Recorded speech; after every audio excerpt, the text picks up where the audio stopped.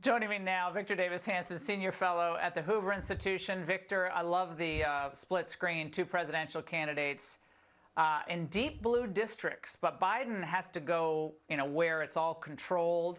Trump goes to Harlem, a place where Republicans would, traditionally not venture into.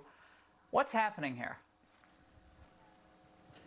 Well, he's very effectively doing this split screen, and he's the candidate. He's telling America he's the candidate of normalcy, a return to the normal, the traditional, and they are the radicals, and they are the people who are crazy, and he's not. And these split screen differences. Remember, he was at the rainy wake of an NYPD officer while Biden was leveraging $26 million from movie stars and campaign contributions.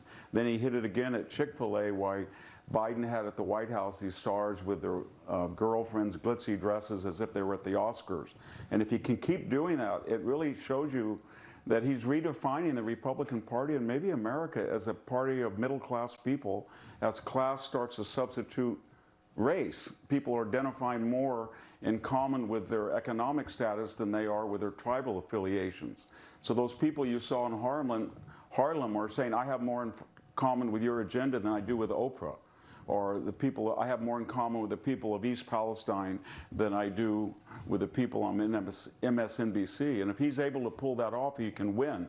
But he's under enormous pressure, as you pointed out, Laura, and they're trying to break him psychologically, physically, financially. But if he can keep his cool and keep appealing to the middle class, he can win. Victor, I think every day that they make him sit in court, he should do one of these types of events. I think he should go to New England. I think he should zip up to, New Hampshire. I'd head to Massachusetts, go over to New Jersey, pop down to Pennsylvania. I think this could become what the Democrats never thought would happen. This could become Trump's real re-election strategy, standing against the system that wants to break you for the people who support and fund the system. I don't think they know what they've unleashed here with the electorate.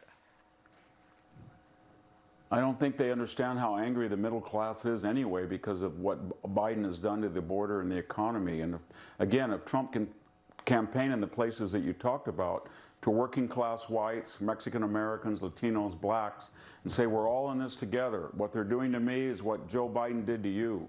And we're going to rise up as a new Republican Party, a populist, nationalist, middle-class party, and let the elites on MSNBC and CNN and the network news and PBS scream to high heaven. But we're going to ignore him. I think he can win.